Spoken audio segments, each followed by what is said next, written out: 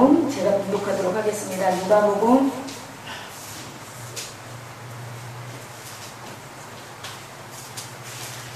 17장 11절에서 19절입니다. 누가복음 17장 11절에서 19절 말씀입니다. 예수께서 예루살렘으로 가실 때에 사마리아와 갈릴리 사이로 지나가시다가 한 마을에 들어가시니 나병 환자 10명이 예수를 만나 멀리 서서 소리를 높여 이르되 예수 선생님이여 우리를 불쌍히 여기소서 하거늘 보시고 이르시되 가서 제사장들에게 너희 몸을 보이려 하셨더니 그들이 가다가 깨끗함을 받은지라. 그 중에 한 사람이 자기가 나은 것을 보고 큰 소리로 하나님께 영광을 돌리며 돌아와 예수의 발 아래에 엎드려 감사하니 그는 사마리아 사람이라. 예수께서 대답하여 이르시되 10사람이 다 깨끗함을 받지 아니하였느냐? 그 9은 어디 있느냐? 이 이방인 외에는 하나님께 영광을 돌리러 돌아온 자가 없느냐 하시고 그에게 이르시되 일어나 가라 내 믿음이 너를 구원하였느니라 하시더라. 아멘. 네, 오늘 하나님의 말씀은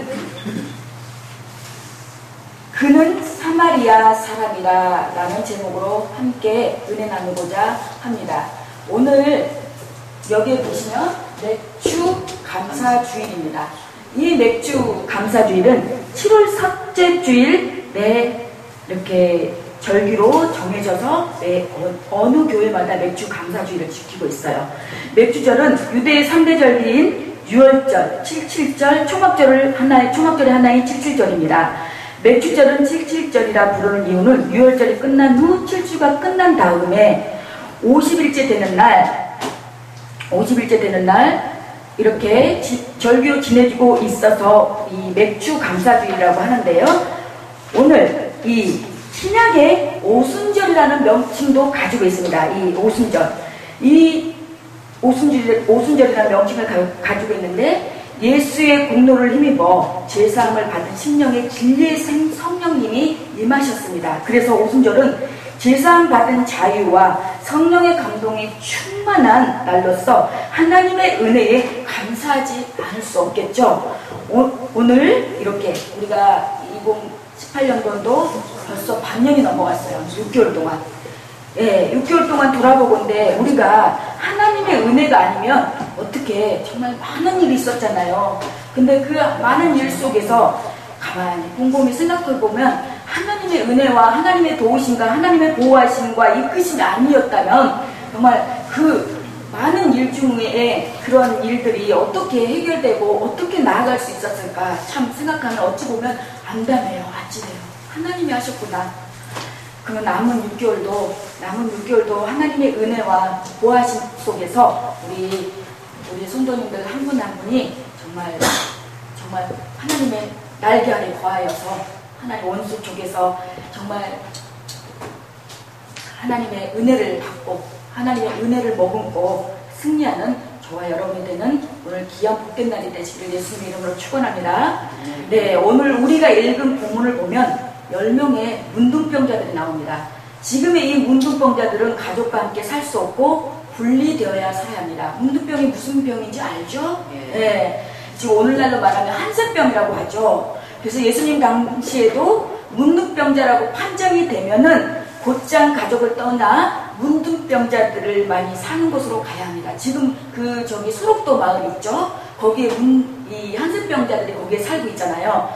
거기에 정말 이렇게 거기 그들만 모여서 사는데 정말 이렇게 갔다 오신 이제 저도 이제 가보려고 하는데 다녀오신 우리 목사님들 말씀 들어보면은 정말 그 안에는 자기네들끼리 세상 사람들과 접하지 못하고 세상과 접하지 못하지만 그 안에서 정말 하나님께 감사하며 예배하며 그 모습이 정말 어느 그 크리스천들보다 더 정말 감사하면서 감격하면서 그 예배 드려지는 그 모습 한 분 한 분이 그렇게 은혜로울 수가 없었다고 합니다. 그래서 우리는 정말 그분들에 비하면 얼마나 감사합니까? 그분들에 비하면 그분들은 진짜 이 코가 문드러지고 눈이 없고 눈이 이렇게 저기 되고 손도 이렇게 썩어서서 저기 되고 근데 우리는 정말 사지가 멀쩡하잖아요. 예. 얼마나 예쁘게 옷도 예쁘게 입고 다니시고 그리고 화장도 예쁘게 하시고 얼마나 그렇게 할 수 있고 그렇게 살아갈 수 있는 것만이 얼마나 감사합니까? 정말 저희 여동생도 출산하다가 이렇게 우리 조카 낳다가 뇌출혈로 쓰러져가지고 지금 8년 9년 동안 이렇게 재활치료를 하고 있지만 나중에 알아봤더니 그냥 그저 뇌출혈로 쓰러진 줄만 알았더니 이 모야모야병이라는 희귀병이라는 게 있다는 거예요. 예. 우리네들은 이 혈관이 막 이렇게 저기 되는데 우리 여동생 같은 경우는 이 혈관이 이렇게 갖고 뭐 이렇게 따둑따둑 탁 붙어 있어가지고 그게 한 곳이 이렇게 탁 터져버린 거예요. 그러니까는 이렇게 오른팔 오른다리가 이렇게 마비돼서 이렇게 재활치료하고 있는데 처음에는 진짜 막막하더라고요. 3일 동안은 깨어나지도 않아서 제가 서울 삼성병원에서 거기 병원에서 3일을 금식하면서 다 목사님들 아는 분들한테 다 기도 부탁하고 정말 죽을 똥 살 똥 기도했어요. 그때는 3일 만에. 그 와중에 저희 집안은 예수 믿는 집안이 아니어가지고 저희 작은 엄마가 그러더라고요. 그 동생 속옷하고 뭘 가지고 오라는 거예요. 뭘 구슬하자고. 그래서 그런 거 하지 말자고. 그런 거 하지 마시라고. 제가 그래서 그 와중에 다들 그렇게 저희 엄마 아빠도 예수 믿지 않는 집안이었고 아니 믿든지 안 믿은 상황이었고 그러니 제가 얼마나 거기에서 모독을 당했어요. 뭔데 하지 말자고 해보자고. 집에서는 나는 하지 말자고 그러고 누구 하나 다 미신 믿는 집안이어서 막 해왔던 집안이라서 나는 하지 말자고 하고 작은아버지와 뭐 이렇게 엄마 아빠 친척들은 다 해보자고 한번 해보자고 그런 와중에서 제가 그 총대를 메고 하지 말자고 못하게 할 때 저는 정말 얼마나 눈초리와 왕따와 그런 걸 당하면서 참 그때 그래도 안 한 게 감사하구나. 내가 거기서 져버려갖고 했으면 정말 내가 하나님 앞에 공부한 게 신앙 공부를 한 게 아무 의미가 없잖아요. 제가 그때 전도사였었는데 그래서 참 지금 생각해 보면은 정말 너무너무 감사해요. 감사밖에 없습니다. 근데 어느 날 예수님이 사마리아와 갈릴리 사이를 지나가시는데 10명의 문둥병자들이 멀리 서서 예수님을 부릅니다. 왜요? 그 사람들은 한센병자들은 사람들하고 가까이 갈 수 없기 때문에 예수님 멀리서밖에 말할 수가 없어요. 왜? 그 사람들 지나가는 사람들은 지나가는 자리도 그 사람들은 얼마나 더럽고 우리도 그렇잖아요. 뭐 이렇게 좀 병 있는 사람 있으면 지나가는 것도 옆에 지나가는 것도 시들고 깨름직하고 그런 거잖아요. 그러니 이 10명의 한센병자들은 얼마나 힘들었겠어요. 그들이 이렇게 멀리서 예수님을 불러야 했던 거는 그들에게는 정상적인 사람들 옆에 가까이 와서는 안 되는 그때 당시 법이 있었어요. 만약 문둥병자들이 정상적인 사람들의 곁으로 가까이 오면 돌로 쳐서 죽임을 당하게 됩니다. 그래서 그들은 멀리 서서 예수 선생님 우리를 불쌍히 여기소서라고 소리를 칩니다. 예수님은 이때 그들을 불쌍히 여기소서 그들에게 이렇게 말씀하셨습니다. 가서 제사장들에게 너희의 몸을 보이라. 예수님이 왜 제사장들에게 가서 보이라고 하셨나요? 그 당시 문둥병자라는 판정도 제사장들이 내렸습니다. 이 제사장이라는 말은 그때 구약시대에 요즘 말로 말하면 목사님들 그렇게 해서 내렸는데 그들이 그 병으로부터 회복되었을 때는 정상이라는 판정도 또 제사장들이 내렸어요. 그러기에 제사장에 가서 몸을 보이라고 한 것입니다. 그런데 참 희한한 것은 예수님이 그들의 문둥병을 고쳐주시겠다는 말씀도 하지 않으셨고 그렇다고 고쳐주시지 않겠다고 말씀하시지도 않으셨어요. 그런데 단지 가서 제사장에게 너희의 몸을 보이라고만 하셨어요. 이때 10명의 문둥병자는 보인다고 정말 조금 나서기 좋아하고 말 잘하는 사람 같으면 이 문둥병이 예수님 가서 보인다고 이게 낫겠냐고 그러고 따지는 사람도 있었을 거예요. 근데 이 10명의 문둥병자는 예수님의 말씀대로 한 변명의 여지 없이 토달지 않고 말씀대로 제사장을 만나러 갑니다. 그런데 그들이 가는 도중에 자기들이 다 병을 나았다는 것을 알았어요. 봐보세요. 여기서 이 10명의 문둥병자들은 여하튼 간에 자기들의 생각이 있는 사람 같으면, 아니, 이거는, 아니, 세상에 어떻게, 변명 아니 변명도 늘어놓았을 것이고, 아유, 이런다고 나서? 그리고, 응? 믿지 못하고, 다른 길로 가고, 아유, 자포자기 하는 사람도 있고, 그래. 우습게 여기고 콧방귀 끼는 사람도 있었을 것입니다. 그러나 이 10명의 문둥병자들은 예수님이 말씀하신 대로 제사장을 만나러 간 사이에 나서버렸어요. 그래서 이 10명의 문둥병자들은 참 이들의 믿음을 보면 정말 순종이 제사보다 낫다고, 정말 이 순종은 정말 믿음만해요. 이 순종은 정말 우리가 본받을 만하고 가히 칭찬할 수가 있단 말이죠. 그래서 우리 그렇잖아요. 우리도 사람들도 우리가 관계를 맺으면서 무슨 말을 했을 때 어떤 분은 저희 선교방송 오신 분들 중에도 저희 선교방송의 룰을 얘기해서 이렇게 따라주면 줬으면 좋겠다라고 하면은 네, 군말 없이 네 하는 사람이 있어요. 근데 어떤 사람은 내가 뭘 어쨌니? 왜 이렇게 해야 되는지 그걸 꼭 망각하고 또 다시 번복되는 그런 현상이 있더라고요. 그러면요, 정말 예 하고 따라주는 사람이 그분은요, 정말 보는 것도 은혜가 돼요. 근데 아니 자꾸 그러한 일들이 자꾸 반복이 되고 또 그래지고 되면은 어찌됐든 간에 그 사람을 나도 모르게 이렇게 멀어지게 되고 멀리하게 되고 그렇게 되잖아요. 우리 성도님들은 안 그렇던가요? 그렇잖아요. 우리가 딱 말을 했을 때 들으면은 그래도 같이 가고 싶고 그렇지만 자꾸 말했는데 맨날 다람쥐 쳇바퀴 돌던 그 모습이면 다시 만나고 싶고 다시 관계를 갖고 싶지 않잖아요. 예, 그런 것처럼 우리는 이 예수님의 이 10명의 문둥병자들은 그 순종을 정말 본받아야 됩니다. 이 문둥병이 어떤 병인가요? 눈도 빠지고 코도 빠지고 문드러지고 손가락 다 빠지고 정상적인 지체가 하나 없는 것이 이 한센병의 증상입니다. 그런데 가는 도중에 자기들의 손과 발 그리고 온몸에 있던 문둥병의 증상이 다 사라진 것입니다. 그리고 정상적인 사람과 똑같은 모습으로 회복이 된 것입니다. 얼마나 감사합니까? 여러분이나 저와 같은 정상적인 사람들은 그들의 느끼는 그 기쁨과 환희를 다 이해하지 못합니다. 왜? 우리가 그 병을 알아보지 않았기 때문에. 네.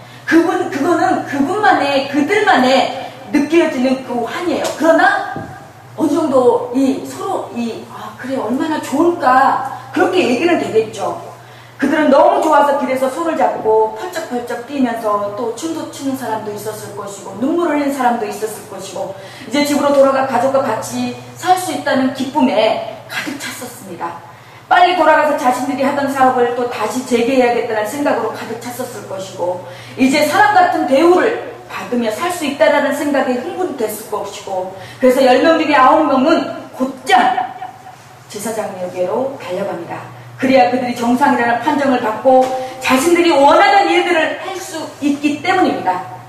그렇습니다. 어떻게 보면 이 9명이 하는 행동이 맞아요. 왜? 당장 제사장으로 가야지. 우리가 상식적으로 생각했을 때는 먼저 제사장으로 가는 게 맞아요. 근데 그래서 9명은 뒤도 돌아보지 않고 아까 첫 번째 처음에 예수님께서 단지 제사장에 가서 보이라는 그 은혜를 저버리고 망각하고 9명은 뒤도 돌아보지 않고 먼저 자기들의 그 이득과 자기들의 그 욕망을 위하여 제사장으로 뛰어 달려 들어갔던 것입니다. 그런데 그 중에 단 한 사람만이 가던 길을 되돌아갔습니다. 그는 제사장에게로 가지 않았습니다. 그는 예수님께로 돌아왔습니다. 그리고 예수님 앞에 꿇어엎드렸습니다. 그리고 예수님께 감사를 드립니다. 그는 자신의 문둥병을 고쳐주신 주님께 감사를 드렸던 것입니다. 이 사마리아에는 이 사마리아에는 유대인도 아닌 이방인, 다른 나라 사람, 정말 가장 유대인 사람이 가장 정말 멸시하고 다른 나라 사람이니까 멸시하고 적대시한 그런 사마리아인이었어요. 그 사마리아인은 예수님의 그 의대를 알고 잊지 않고 예수님께로 다시 갔던 것입니다. 이때 예수님은 그 사람에게 이렇게 물었습니다. 10명이 다 문둥병에서 깨끗함을 받지 않았느냐? 그런데 그 나머지 9명은 어디 갔느냐? 그러면서 일어나 가라. 내 믿음이 너를 구원하였느니라. 할렐루야. 네. 여기에 보면은 19절에 보면 그에게 이르시되 일어나 가라. 내 믿음이 너를 구원하였느니라 하시더라. 여기에 보면 내 믿음이 다른 사람이 아닌 내 믿음이 그 당시 한 명이 찾아왔던 그 사마리아인 그 문둥병 한스병을 치유받은 그 사람이 자기가 자기 믿음으로 자기가 구원을 받았다는 것입니다. 그렇습니다. 우리가 주님께 인도하는 것은 어느 누구에게 인도함을 받아서 예수님을 믿을 수 있어요. 그러나 이 구원은 철저하게 내 자신과의 문제예요. 내가 예수를 잘 믿어서, 내가 신앙생활을 잘하고 예수를 잘 믿어서 나 때문에 나를 어떻게 힘입어서 엄마 아빠가, 부모님이, 형제 자매가 천국 가는 건 아니에요. 철저하게 그것은 구원 문제는 자기 자신에게 달려있다는 것이에요. 요즘에 많은 문제들이, 많은 그 구원에 그런 포럼이라든가 그런 토론회가 많이 있습니다. 한 번 구원받는 것은 영원한 구원이냐, 아니면 한 번 구원받은 것도 죄를 짓고 하면은 탈락할 수 있다. 이렇게 그런 얘기가 많이 지금 나오고 있고, 또 그런 것 때문에 많이 이렇게 고민하시는 사람들이, 크리스천들이 많이 있습니다. 저 또한 그랬어요. 아니, 한 번 구원받은 것은 영원한 것이다. 응? 그거 명목하에, 그러면은 장로님, 목사님, 주의 종들이 한 번 믿고 구원받은 것은 영원한 구원이다라는 그것 때문에 그거를 빌미 삼아서 죄도 짓고 정말 사기도 치고 그래도 회개하면은 천국 갔다, 그 말인가? 그럼 이거 너무 정말 예수님을 잘 믿어보려고 정말 몸부림치고 하나님의 뜻대로 살아보려고 하는 사람은 과연 무엇일까? 저도 한참 딜레마에 빠졌던 적이 있었습니다. 그러나 한 번 구원받은 것은 우리가 영원한 구원 받습니다. 그러나 우리는 다 가서 심판이 있어요. 한 번 우리는 다 죽는 것은 정한 것이요, 다 심판이 있다고 했습니다. 그러나 우리의 행위록이 다 하나님의 그 심판 기록책에, 행위록에 다 기록되어 있습니다. 우리 하나님, 우리 몇 날, 몇 시, 몇 초에 어떻게 했고, 우리는 그 일, 하나님께서 이 많은 것을 어떻게 다, 이 세계 이 많은 인구들을 다 어떻게 할까? 그럴까 의심할 수도 있지만, 과연 그럴까라고 의심할 수 있지만, 우리 하나님은 전지전능하시고 무소부지하시고 영원불변하시기 때문에 그런 능력이 충분히 있으시기 때문에 거기에 우리가 의심할 필요는 없습니다. 그게 의심의 여지도 될 이유가 안 되고요. 그래서 우리는 우리의 모든 일거수일투족을 우리 주님께서 보고 있다는 것을 정말 암시해야 돼요. 예. 사랑하는 성도 여러분, 분명히 10명의 문둥병자들이 다 깨끗함을 받았습니다. 그런데 오직 한 사람만 예수님께 감사를 하러 돌아왔습니다. 19절에 보면은 그에게 이르시되 일어나 가라, 내 믿음이 너를 구원하였느니라 하시더라. 예수님께서는 살해하는 마음과 입술을 제물로 바꿔서 내 믿음이 너를 구원하였느니라고 했습니다. 그렇습니다. 우리 하나님은 여기에 네가 물질을 가져왔으니까 물질을 꼭 받는다는 것이 아니라 하나님께서는 여기 보면은 살해하는 마음과 입술을 제물로 받았다고 했어요. 그래서 내 믿음이 너를 구원하였다고 했습니다. 근데 우리가 하나님 앞에 감사할 때는 우리가 꼭 하나님 앞에 이 구약시대에도 그렇고 신약시대에도 그렇고 하나님 앞에 예물이 드려져야 돼요. 왜? 구약시대 때는 짐승을 잡아서 그 짐승으로 이렇게 짐승을 제물로 바쳐졌잖아요. 근데 지금 그 짐승 잡아갖고 그렇게 저기 한다면 매주 교회마다 피바다가 될 거예요. 피바다가. 그쵸? 근데 지금 이 신약시대에는 그 그 짐승을 잡아서 저기 예물을 드려지는 것이 우리가 하나님 앞에 빈손 들고 오지 않냐고. 하나님 앞에 이 예물, 하나님이 없어서 가난해서가 아니라 하나님은 두 가구의 맷돈도 받으셨다고 했어요. 하나님은 많고 적음에 달려있지 않다고 하셨어요. 하나님께서는 억지로 드려지는 거 받지 않으신다고 했어요.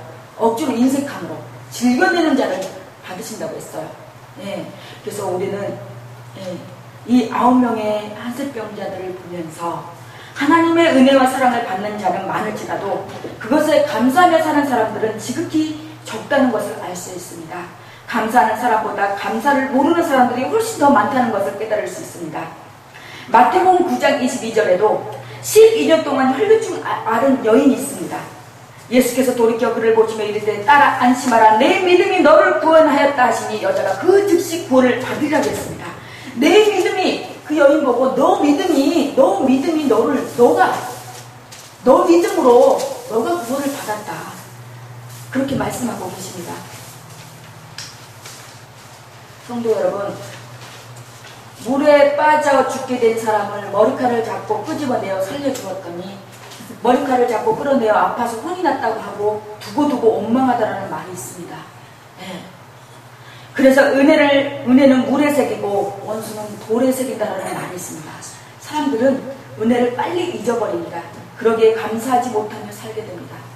정말요, 사람처럼 정말 저도 인간은 망각의 동물이라고 정말 잊어버릴 거든 안 잊어버리고 사람 소원하고 자기한테 뭔가 불이익을 준 거는 아주 두고두고 안 잊어버리고 두고두고 얘기해요.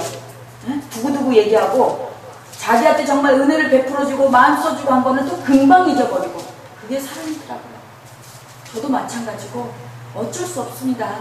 그러나 인간이기에 어쩔 수 없지만 신이 아니기에 어쩔 수 없지만 그래도 우리가 하나님의 자녀로서 그 은혜는 저버리지 말아야 합니다. 정말로. 저는 성교방송을 하면서 참 마음 아픈 적도 있고 참 속상할 때도 많아요. 하지만 하나님의 그 은혜, 주님은 나를 대신해서 주님은 나의 죄를 대신해서 십자가에 그 못 박혀 죽으시고 침뱉음을 당하고 모욕을 당하고 조롱을 당하고 그랬는데 그래서 내가 영원한 생명 그 구원의 은총을 받았는데 내가 과연 그 예수님의 그 사랑에 비하면 그 예수님의 그 정말 그 고통을 생각한다면 이 고통은 거기에 비하면 아무것도 아니라는 것을 그래서 또 힘을 얻고 또 갑니다. 우리의 인생은 정말 그분의 예수 그리스도 그분의 그 은혜와 사랑은 절대 저버리지 말아야 합니다.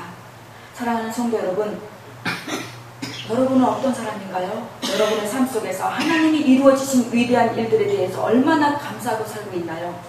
하나님은 저와 여러분들에게 크신 사랑을 베풀어 주셨습니다.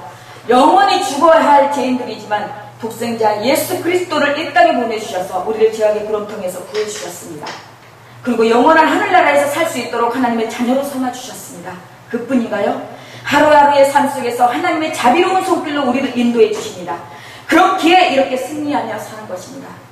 정말 우리가 뭐 때문에 찬양을 하고 뭐 때문에 하나님의 말씀을 선포합니까? 하나님의 은혜, 그 은혜에 입입어서 하나님의 그 사랑에 감격하여 하나님의 그 사랑에 보답하기 위해서 찬양하는 것이 아닙니까? 말로는 하나님의 은혜에 감격하여 찬양한다고 하면서 하나님 앞에 찬양하는 것이지 우리가 뭐 보이려고 하는 것이 찬양인 겁니까? 그러면서 자기 조금 찬양을 올려가는 것이 마음에 동영상에 마음에 안 들다고 내려달라니 뭐 해달라니 그게 과연 정말 하나님을 위해서 찬양하는 그 사람의 모습일까요?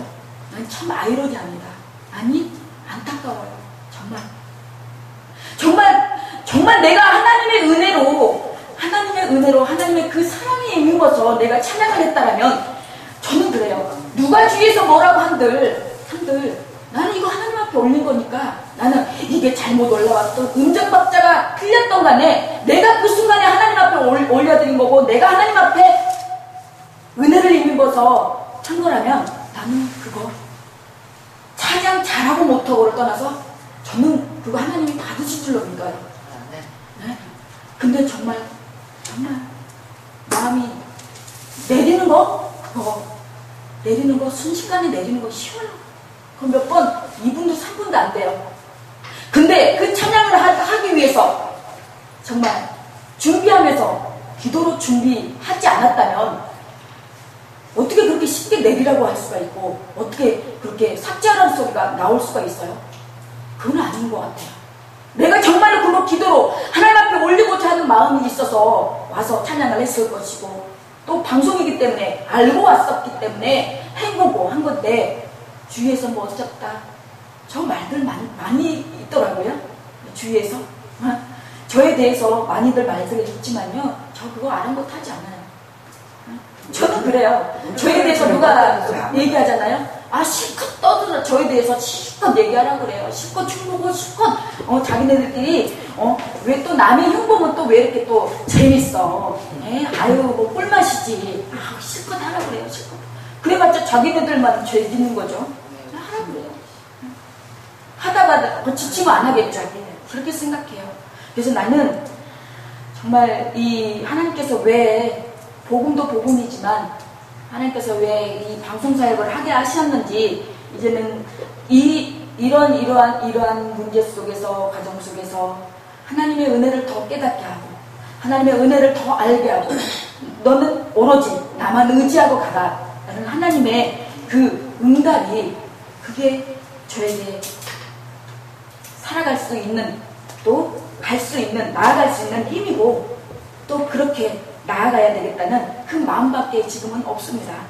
다른 거 없어요. 제가 하나님 보고 오로지 하나님 바라보고 가야지 이 사람은 정말 왜 뭐 머리털 난 짐승은 뭐 거두지 말라고 뭐 그런 말도 그런 속담도 있더라고요. 그런 것처럼 저는 이제는 제가 참 저도 저희 아빠가 참 인정이 많으셔갖고 그 시골에서 저 양반은 참 법 없이도 살 사람이라고 그렇게 막 어려운 사람 있으면 도와주고 막 그래서 저기 유전이 있어서 그런지 저도 또 어려운 사람이 있으면 못 저기예요.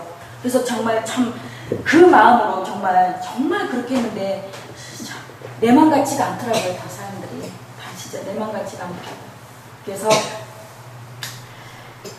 믿음이 있는 사람만이 하나님께 감사하며 살 수 있습니다. 오늘 말씀에서 가던 길을 되돌아와서 예수님께 감사드렸던 이 문둥병자에게 예수님이 뭐라고 하셨나요?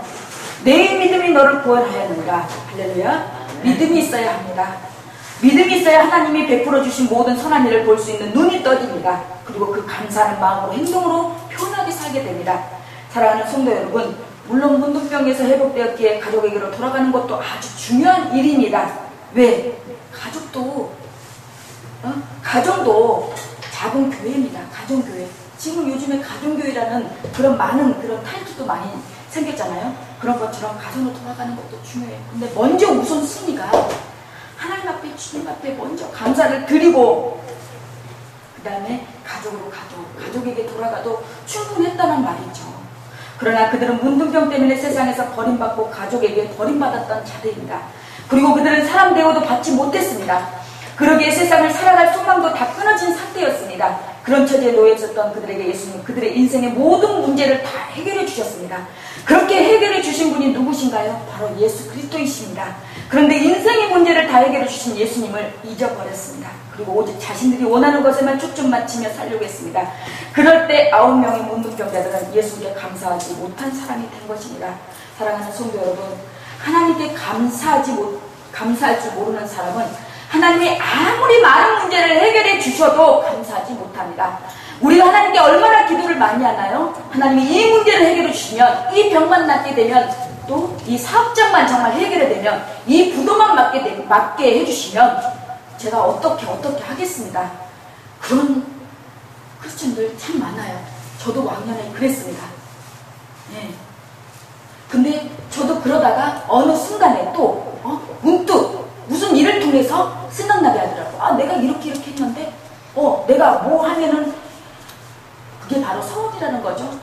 그래서 소원을 했어요. 그 소원한 걸 잊어버리고 있다가 어떤 계기를 통해서 또 그 소원한 게 생각이 나서 뭘 봉사를 한다던가 하나님 앞에 드리기로 한 예물을 다시 드린다던가 그런 과정을 거쳐왔습니다. 우리는 이런 잊어버리는, 늘 영적으로 치매가 걸리면 안 돼요. 네? 그래서 우리는 감사 불감증에 걸린 사람처럼 우리는 늘 맨날 정말 이 영적 치매에서 벗어나서 영적으로 다시 부활하셔야 돼요. 다시 엄격하게 따지면 감사란 문제를 해결받았기에 하는 것이 아닙니다. 감사는 믿음이 있는 사람이라면 할 수 있습니다. 문제가 해결되었든지 되지 않았던 믿음 있는 사람은 감사를 합니다. 오늘 본문 말씀에서도 내 믿음이 너를 구원하였다고 예수님은 말씀하셨습니다. 그 한 사람은 그 마음에 예수님에 대한 믿음이 있었습니다. 그러기에 그는 돌아와서 감사할 수밖에 없었던 것이죠. 골로새서 2장 7절에 보면 믿음에 굳게 서서 감사함을 넘치게 하라고 하셨습니다. 이 말씀의 뜻이 무엇인가요? 믿음에 굳게 선 사람만이 감사를 할 수 있다는 말입니다. 믿음이 없으면 하나님의 그 사람의 마음의 소원을 다 이루어 주신다 할지라도 절대 감사하지 못합니다. 바로 이 9명의 문둥병자들이 그런 사람이었던 것입니다. 오늘은 우리가 맥주 감사주일로 지금 예배를 드리고 있습니다. 감사절이 생기게 된 동기를 보아도 감사가 믿음이 있는 사람만이 할 수 있다는 것을 더 실감나게 합니다. 디모데전서 4장 4절에 하나님이 지으신 모든 것이 선하매 감사함으로 받으면 버릴 것이 없다고 했습니다. 그렇습니다. 하나님이 지으신 것은 하나님이 다 뜻이 있어서 만드셨어요. 천지창조를 만드셨어요. 심지어 짐승, 우리가 정말 한멸하는 그 뱀도, 우리가 정말 무수하는 짐승들도 다 하나님 보시기에 뜻이 있어서 이 땅에 필요하기 때문에 만드셨다는 것입니다. 그런 것처럼 우리가 살아가면서, 이 인생을 살아가면서 굳은 일, 정말 어려운 일, 속상한 일, 정말 몸 소스라치는 일, 그런 일들도 감사함으로 받으면은 버릴 것이 하나도 없다고 합니다. 네. 그래서 왜 우리나라에 봄, 여름, 가을, 겨울 사계절이 있습니까? 때로는 더워야 되고, 때로는 또 추워야 되고, 추운 날도 있으면 더운 날도 있고, 또 봄이 오는 날이 있는가 하면 또 떨어진 날도 있고, 전도서에도 보면은 모든 것이 때가 있다고 했습니다. 버릴 때가 있으면 죽을 때가 있고, 죽을 때가 있으면 살 때가 있고, 날 때가 있으면 죽을 때가 있고, 그런 것처럼 그때에 우리는 그때 그냥 시기적절하게 우리는 그때에 맞춰서 전도서에서도 좋은 일 있을 때면 감사하고, 어떤 안 좋은 일 있으면은 조용히 뒤를 돌아보면서 내 자신을 돌아보라고 했습니다. 그런 것처럼 우리가 하박국 3장 17절에 19절을 보면 비록 무화과가 무성치 못하며 포도나무에 열매가 없고 감람나무에 소출이 없으며 밭에 식물이 없어도 우리의 양이 없으며 외양간에 소가 없을지라도 나는 여호와를 인하여 즐거워하며 내 구원의 하나님을 인하여 기뻐하리라고 했습니다. 이 신앙을 찌라도 감사라고 합니다. 찌라도 감사, 없을지라도. 네? 여기 보면은 무화과 나무도 무성치 못하고 포도나무에 열매도 없고 감람나무에 소출도 없고 밭에 식물도 없습니다. 우리의 양도 없습니다. 외양간에 소도 없습니다. 그런데 나는 여호와를 인하여 즐거워하며 나의 구원의 하나님을 인하여 기뻐하리라 했습니다. 없는 게 한두 가지가 아닙니다. 사랑하는 성도 여러분, 이제 말씀을 맺겠습니다. 하나님은 우리에게 구원이라는 이 위대한 일을 이루어 주셨습니다. 지옥에 가서 영원히 고통 속에서 살아야 할 인생을 예수님의 고귀한 보혈로서 우리를 구원해 주셨습니다. 그래서 지금 이렇게 하루하루를 예수 믿음의 기쁨으로 살아갈 수 있는 것입니다. 그뿐인가요? 누가복음 6장 35절에 보면 지극히 높으신 그는 은혜를 모르는 자와 악한 자에게도 인자로 오신다고 했었습니다. 우리 인간은 나에게 조금이라도 못되게 하고 조금이라도 손해를 끼치고 조금이라도 불이익을 주는 사람, 정말 다시는 그 사람, 저 사람 상종하지 말아야지. 저도 그랬어요. 저는 몇 번, 두 번, 세 번, 해서 저기 하면 아예 대꾸를 안 해요. 정말 이렇게 사람이 그렇더라고요. 그것도 이렇게 잔소리하고 얘기하는 것도 사람이 있으니까, 그 사람에 대한 사람이 있으니까 얘기도 하고 이렇게 했으면 좋겠다, 저렇게 했으면 좋겠다 얘기도 하지, 그 사람한테 아예 마음이 떠나버리고 그 사람하고 아예 이제 더 이상 관계를 해야 할 필요를 못 느끼겠다 생각하니까요, 전혀 이러든 저러든 신경이 안 가버려요. 신경 써지지가 않아요. 그래서 우리가 정말 여러분 주위에, 우리 성도님들 주위에 나를 정말 잔소리한다 생각하고 막 이런 말도 하고 저런 말도 하시는 분들이 있어요. 저도 처음에는 이렇게 교회에 대해서 어떻게 목회에 대해서 권면해주는 목사님 처음에 싫었어요. 자기가 얼마나 잘한다고 그러면서 듣기 싫었어요. 조금 듣기 싫은 거예요. 근데 지금은 저분이 날 정말 사랑해 주셔서 사랑하니까 잘 되라고 그러시는구나. 그래서 아무렇지 않더라고요. 그래서 마태복음 5장 45절에도 4절에서 5절에도 보면 하나님의 그 해를 악인과 선인에게 비추게 하시며 비를 의로운 자와 불의한 자에게 내리우심이라고 했습니다. 우리가 살아가는 하루하루의 삶 속에서 필요한 것들도 공급해 주시며 이곳까지 인도해 주셨습니다. 이스라엘 백성들에게 광야에서 만나와 메추려게야 그리고 물을 공급해 주신 것 같이 우리의 삶도 그렇게 인도해 주시고 계십니다. 그래서 지금까지 승리하며 이것까지 올 수 있었습니다. 이러한 좋으신 하나님께 감사하려면 믿음이 있어야 합니다. 비록 우리를 1년에 한 번 감사주일로 주지만 우리의 삶에서는 매일 감사가 넘치는, 매 주가, 매 순간이, 매 분초가 감사가 넘쳐야 되는 줄로 믿습니다. 하나님은 감사하는 자에게 더 많은 감사의 조건을 주신다고 하셨습니다. 감사가 감사를 낳습니다. 저와 여러분은 모두 감사가 넘치는 삶이 되어 하나님께서 더 많은 것으로 허락해 주시는 축복된 삶, 정말 정말 믿음의 거부와 믿음의 정말 감사가 넘치는 그런 우리 성도님들이, 저와 여러분 성도님들 되시기를 예수 그리스도 이름으로 간절히 축원합니다. 아멘.